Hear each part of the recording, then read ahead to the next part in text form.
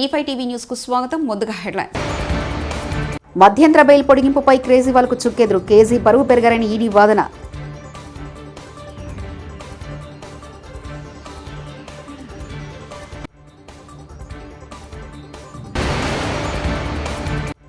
Vivekananda rock memorial వద్ద తిరువళ్లూరుకు నివాళులర్పించిన ప్రధాని మోదీ తన ఏకాంతవాసును ముగించారు.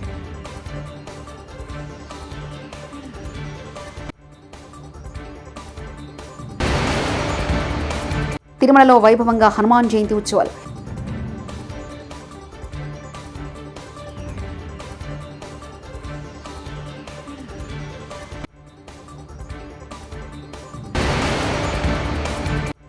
విదేశీ పర్యటన ముగించుకొని కుటుంబ సమేతంగా సీఎం వైఎస్ జగన్ ఇవాళ విజయవాడ చేరుకున్నారు.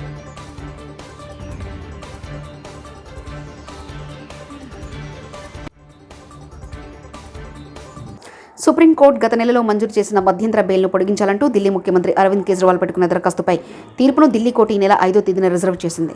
దీంతో ఈ నెల 2వ తేదీన తిరిగి తిహార్ జైలు అధికారులు ముందు కేజ్రీవాల్తో లొంగిపోవడం అనివార్యం కానుంది. శనివారం తమిళనాడులోని కన్యాకుమారిలోని వివేకానంద రాక్ మెమోరియల్లో ప్రధాని నరేంద్ర మోదీ తన 45 గంటల ధ్యానాన్ని ముగించారు.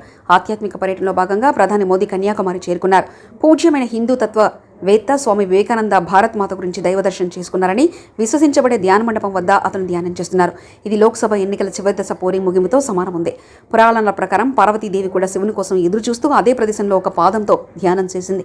ఇది భారతదేశంలోని దక్షిణాది కోన, ఇంకా ఇది భారతదేశ తూర్పు మరియు పశ్చిమ తీర ప్రాంతాలు కలిసే ప్రదేశం. ఇది హిందూ మహాసముద్రం, బంగాళాఖాతం మరియు అరేబియా సముద్రం కలిసే ప్రదేశం. కన్యాకుమారికి వెళ్లడం ద్వారా ప్రధాని మోదీ దేశ సమైక్యతను చాటుకున్నారు.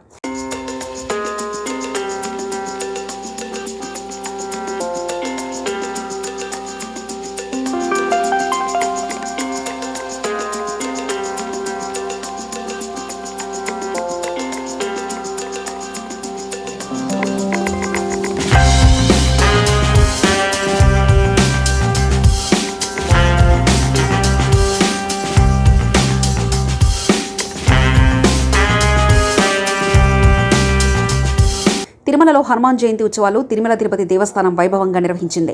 హనుమంతుడు జన్మస్థలంగా ప్రకటించిన అంజనాద్రిలో ఉదయం బాలాంజనేయ స్వామి వారికి ప్రత్యేక పూజలు, అభిషేకాలను నిర్వహించి నైవేద్యాలు సమర్పించారు. అనంతరం శ్రీవారి ఆలయం ఎదుట ఉన్న బేడి ఆంజనేయ స్వామి ఆలయంలో ప్రత్యేక పూజలు, అభిషేకాలు నిర్వహించారు. జపాలి తీర్థంలోని హనుమంతుడికి అభిషేకాలు, నివేదనలు నిర్వహించారు. జపాలిలోని హనుమంతుడికి తిరుమల తిరుపతి దేవస్థాన తరఫున ఈవో ధర్మారెడ్డి పట్టు వస్త్రాలు సమర్పించారు. మొదటి ఘాట్ రోడ్లోని 7వ మైల్ రాయి వద్ద ప్రసన్న ఆంజనేయ స్వామి వారికి పూజలు చేశారు. తిరుమలలో ఈ నెల 5 వరకు హనుమాన్ జయంతి ఉత్సవాలను తిరుమల తిరుపతి దేవస్థానం ఘనంగా నిర్వహించనుంది.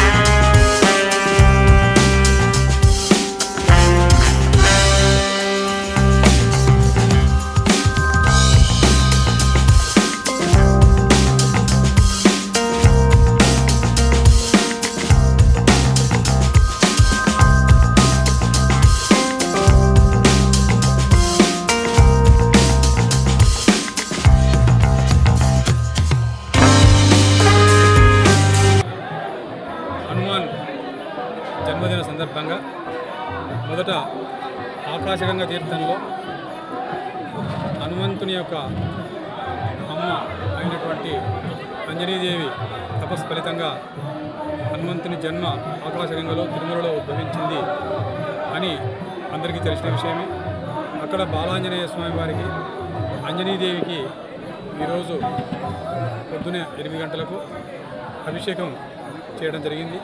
అభిషేకానంతరం అర్చన కూడా జరుగుతుంది.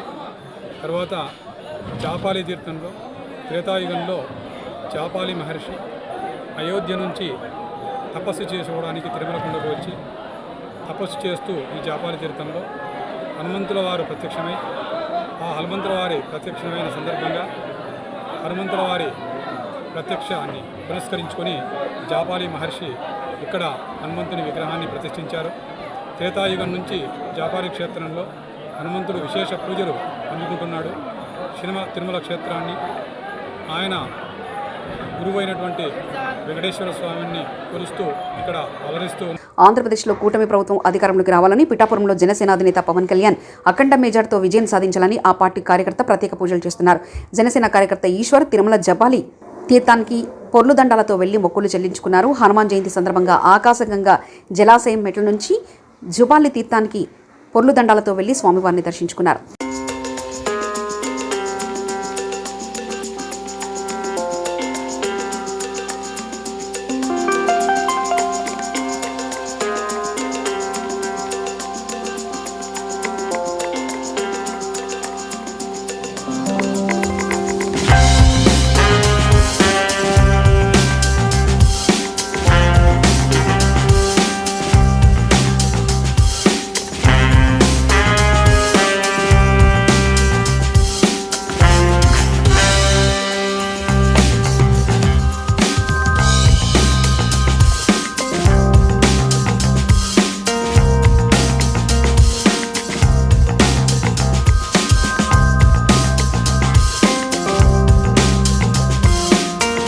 విదేశీ పర్యటన ముగించుకొని కుటుంబ సమేతంగా సీఎం వైఎస్ జగన్ ఇవాళ విజయవాడ చేరుకున్నారు.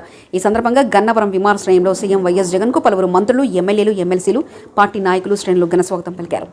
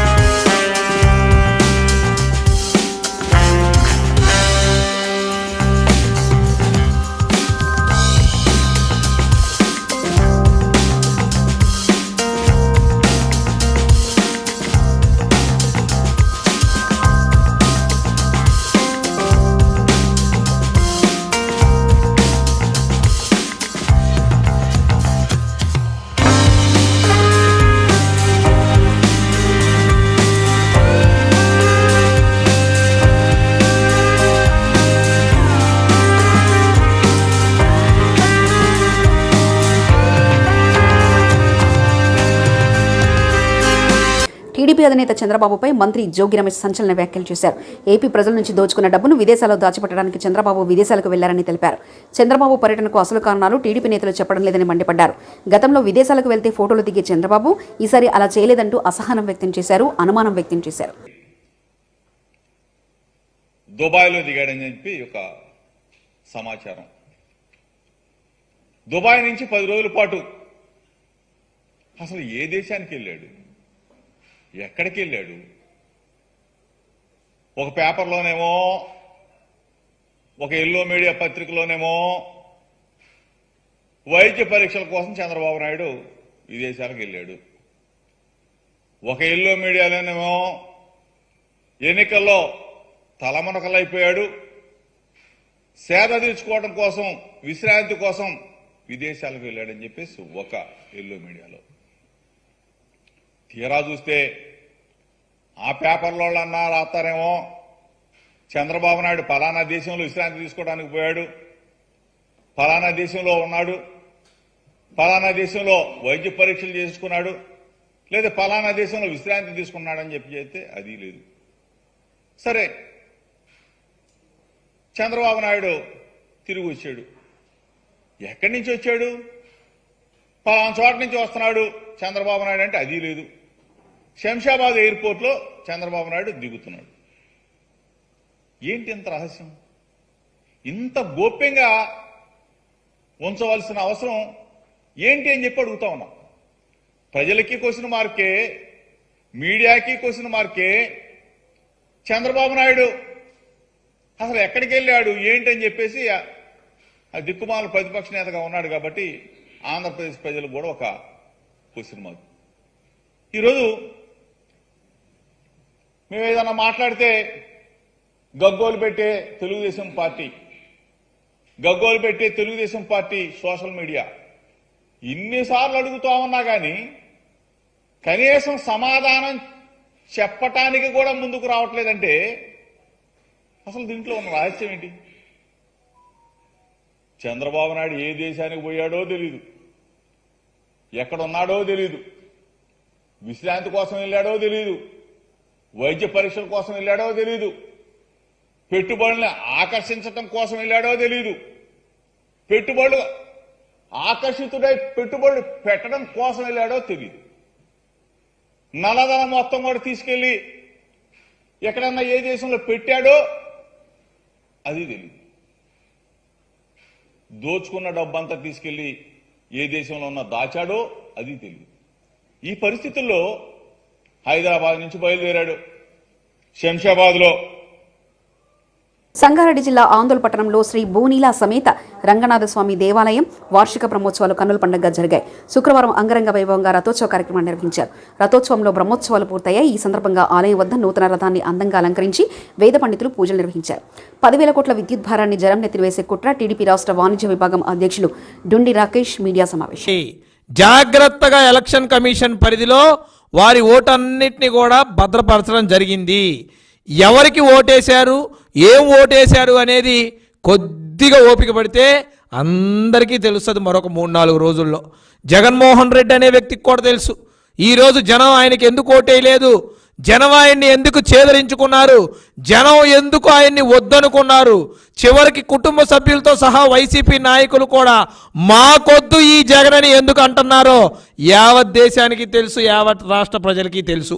మరి అదేవిధంగా చూసినట్టయితే ఈ 4.5 సంవత్సరాల్లో వ్యాపారస్తుల్ని అనేక రకాలుగా పీల్చిపిప్పి చేయటమే కాకుండా ఈ వెళ్ళిపోతున్న ప్రభుత్వం పోతూ కూడా మళ్ళీ కరెంటు విద్యుత్ ఛార్జీలు పెంచి జనం మీద భారం మోపటానికి, వ్యాపారస్తులు నడ్డి విరచడానికి సిద్ధమైపోయింది. ఎందుకబ్బా ఇంత ఇబ్బంది వ్యాపారస్తులు కానీ కనుక మనం అగ్రజైతే ఈ వ్యాపారస్తులు అంటే జగన్మోహన్ రెడ్డికి ఒక్క నోషం కూడా పడదు. అతను ఒక్కడే వ్యాపారం చేసుకోవాలని ఒక్క జీవితం, అతను ఒక్కడే బాగుండాలని ఒక కోరిక తప్ప ఏ ఒక్కడు కూడా వ్యాపారం చేయకూడదని అతని యొక్క అంతిమ లక్ష్యం. మరి చూస్తూ ఉంటే కరెంటు బిల్లులు 250 వచ్చే కరెంటు బిల్లులు ఈరోజు 4,000, 5,000 వచ్చేదాకా వెళ్ళినాయి అంటే చిరు వ్యాపారస్తులు ఈరోజు బతికే పరిస్థితి ఉందా? ఎట్లా ఉంది ఈరోజు పరిస్థితి? ఇష్టం వచ్చినట్టు కార్పొరేషన్స్ ద్వారా అప్పులు చేస్తూ ఇష్టం వచ్చినట్టు నిధులు తీసుకొచ్చి ఆ నిధుల్ని ఎటు కావాలంటే అటు మళ్ళించుకోవటం, ఎటు కావాలంటే ఏదో చేసుకోవటం, అడ్డదిడ్డంగా ప్రభుత్వాన్ని అడ్డదిడ్డంగా తనకు కావాల్సినట్టు వాడుకునే. విజయనగరం జిల్లా శృంగవరపుకోట నియోజకవర్గంలో భక్తి శ్రద్ధలతో హనుమాన్ జయంతి వేడుకలు ఉదయం నుంచి ఆంజనేయ స్వామి వారికి హనుమాన్ మాలదారులు, మహిళలు ప్రత్యేక పూజా కార్యక్రమంలో నిర్వహించారు. హనుమంతుడు గొప్ప రామభక్తుడు. నేడు ప్రతి గ్రామంలోని శ్రీ రామాలయంతో పాటు ఆంజనేయ స్వామి వారికి ప్రత్యేక ఆలయాలు కూడా నిర్మించి అనునిత్యం పూజలు నిర్వహిస్తున్నారు.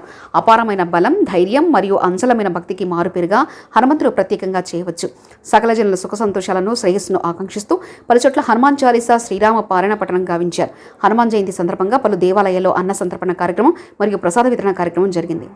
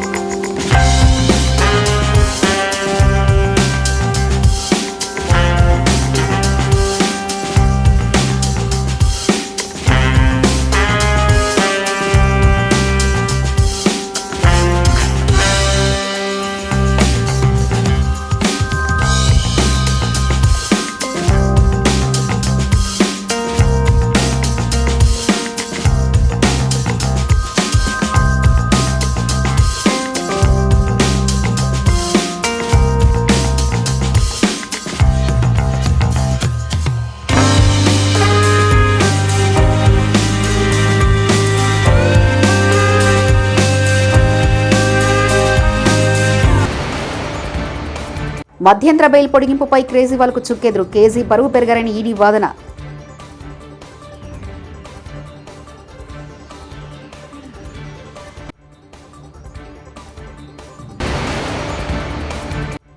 వివేకానంద రాక్ మెమోరియల్ వద్ద తిరువళ్లూరుకు నివాళులర్పించిన ప్రధాని మోదీ తన ఏకాంత వాసును ముగించారు.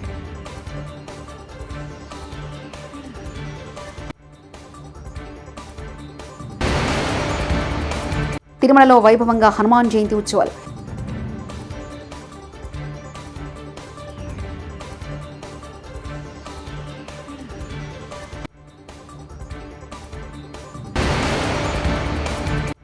విదేశీ పర్యటన ముగించుకొని కుటుంబ సమేతంగా సీఎం వైఎస్ జగన్ ఇవాళ విజయవాడ చేరుకున్నారు.